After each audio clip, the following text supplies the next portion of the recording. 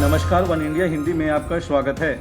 देश की संसद में कृषि क्षेत्र से जुड़े 3 बिल को पेश किया गया है, लेकिन इस बिल पर संसद से लेकर सड़क तक प्रदर्शन जारी है। वहीं अपने भी इस बिल पर अपने हाथ खींच लिए हैं। बिल को लेकर भारी विरोध के बावजूद केंद्र सरकार अपने कदम को पीछे खींचने के मूड में नहीं है। शुक्रवार को बिहार को कई परियोजनाओं की सौगात देने के बाद प्रधानमंत्री नरेंद्र मोदी ने कृषि बिल का जिक्र किया। पीएम मोदी ने कहा कि विश्वकर्मा जयंती के दिन लोकसभा में ऐतिहासिक कृषि सुधार विधेयक पारित किए गए। इन विधेयकों ने हमारे अन्नदाता किसानों को अनेक बंधनों से मुक्ति दिलाई है। इन सुधारों से किसानों को अपनी उपज बढ़ाने में और ज़्यादा विकल्प और ज़्यादा अवसर मिलेंगे। मैं देश के किसानों को इन विधेयकों के लिए बधाई देता हूं। इस दौरान उन्होंने ये भी कहा कि कुछ दल किसानों को भ्रमित कर रहे हैं। इन अध्यादेशों से किसानों को बहुत फायदा मिलेगा।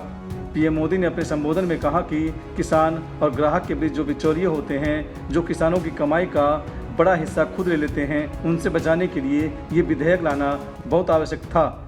उन्होंने कहा कि ये 3 बिल ये विधेयक किसानों के लिए रक्षा कवच बनकर आए हैं। पीएम मोदी ने कहा कि राजनीतिक पार्टियां और लोगों की ओर से अब ये दुष्प्रचार किया जा रहा है कि सरकार की ओर से किसानों को एमएसपी का लाभ नहीं दिया जाएगा।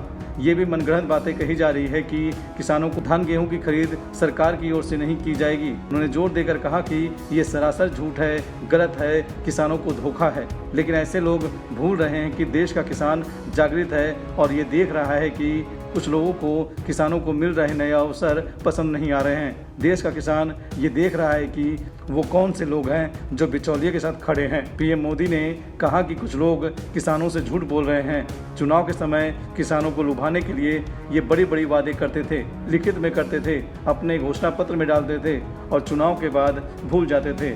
आज जब वही चीज़ें बीजेपी एनडीए सरकार कर रही है तो ये भांति भांति के भ्रम फैला रहे हैं। इस खबर में इतना ही। बाकी खबरों के लिए बने रहिए वन इंडिया हिंदी के साथ।